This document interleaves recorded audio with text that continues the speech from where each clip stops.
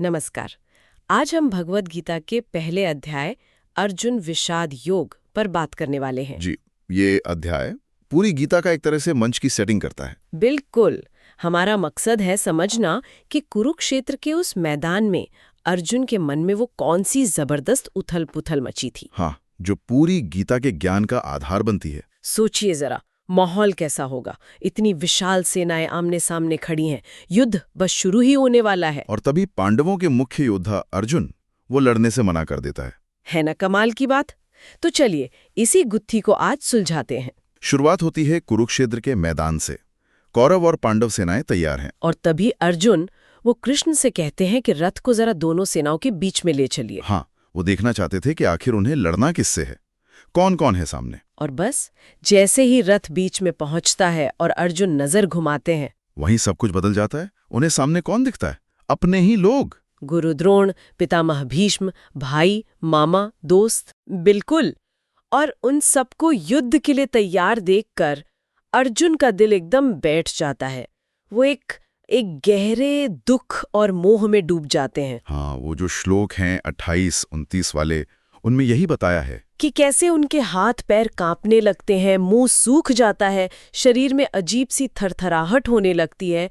मतलब वो पूरी तरह हिल जाते हैं। ये सिर्फ दुख नहीं है, ये मोह है, करुणा है अपने लोगों के लिए जो अचानक से उमड़ पड़ी है। और इसी वजह से उनका मन पूरी तरह से बदल जाता है, एकदम से। उनके मन में यही सवाल उठता है कि भाई अपनों को मारकर अगर राज भी मिल गया तो ऐसी जीत का क्या फायदा? हाँ, क्या मतलब ऐसे सुख का जो खून से सना हो? ये जीत क्या वाकई जीत कहलाएगी?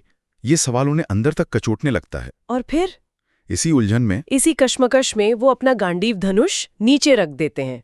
कहते हैं कृष्ण से साफ साफ कि मैं नहीं लड़ूंगा। एक इतने बड़े योद्धा का ये फैसला लेना, ये अपने आप में बहुत बड़ी बात है। यहीं से बात और दिलचस्प हो जाती है। देखिए, इस अध्याय का नाम ही है अर्जुन विषाद योग। हाँ, विषाद योग। ये विषाद सिर्फ एक उदासी नहीं है, ये एक गहरा मानसिक संकट है, भ्रम है, मोह की एक चरम अवस्था है, कह सकते हैं। तो क्या है ये संघर्ष असल में? असल में ये द्वंद्व है धर्म और मोह के बीच। एक तरफ उनका क्षत्रिय धर्म, उनका कर्तव्य है युद्ध करना, और दूसरी तरफ है अपने परिवार, अपने गुरुओं के प्रति गहरा लगाव, मतलब मोह। और ये मोह इतना हावी हो गया है कि उनका विवेक, उनकी सोचने समझने की शक्ति जैसे ढक गई है। लेकिन एक मिनट, क्या उनका ये दुख, ये तर्क कि अपनों को कैसे मारूं, क्या ये पूरी तरह गलत है? मतलब किसी के लिए भी ये आसान तो नहीं होगा ना? नहीं, बिल्कुल गलत नहीं है। आपका सवाल बहुत वाजिब है। अर्जुन की पीड़ा एकदम असली है, मानवीय है। यही तो इस अध्याय को इतना रिलेटेबल बनाता है। अच्छा। ये कोई सुपर हीरो की कहानी नहीं है। ये एक आम इंसान के, हाँ, एक महान योद्धा के गहरे नैतिक और भावनात्मक संकट की कहानी है।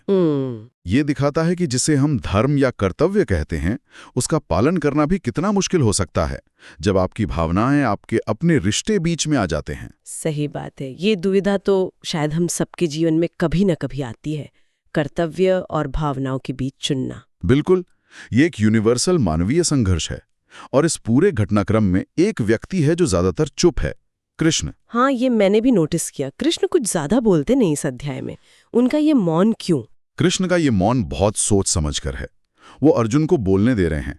उनके अंदर जो भी डर है, भ्रम है, तर्क है, पीड़ा है, वो सब बाहर आने दे रहे हैं। मतलब उन्हें अपनी भड़ास निकालने दे रहे हैं। एक तरह से हाँ।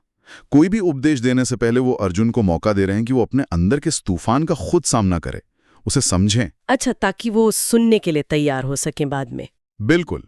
ये दिखाता है कि किसी भी गहरे ज्ञान या समाधान तक पहुंचने से पहले अपने अंदर के संघर्षों को पहचानना, उन्हें स्वीकार करना कितना जरूरी है। उनसे भागना कोई हल नहीं है।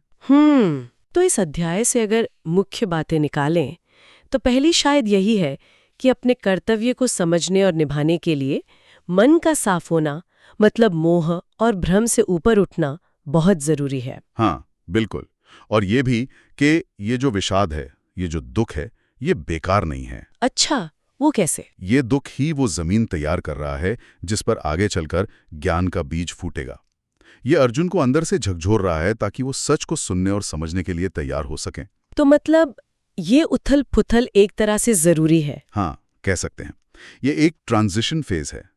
गहन समझ अक्सर ऐसे ही किसी आंतरिक संकट के बाद आती है। ये बात तो बहुत गहरी है कि मतलब खुद की कमजोरी या उलझन को मानना ही शायद असली ताकत की तरफ पहला कदम है।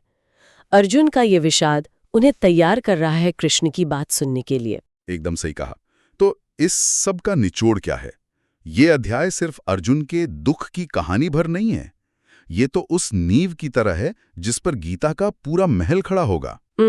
ये उस मंथन को दिखाता है जो असली ज्ञान पाने से पहले हर साधक के भीतर होता है। बड़ी तस्वीर में देखें तो आत्मज्ञान की यात्रा अक्सर ऐसी ही किसी गहरे व्यक्तिगत संकट से शुरू होती है। चलिए तो फिर सुनने वालों के लिए एक विचार छोड़ते हैं। सोचिएगा कि हमारी अपनी जिंदगी में हमारे जो व्यक्तिगत लगाव है, हमारा जो मोह है, वो कितनी बार हमारे जरूरी फैसलों पर असर डालता है, और ऐसे पलों में हम अपने अंदर वो स्पष्टता, वो क्लैरिटी कैसे ला सकते हैं।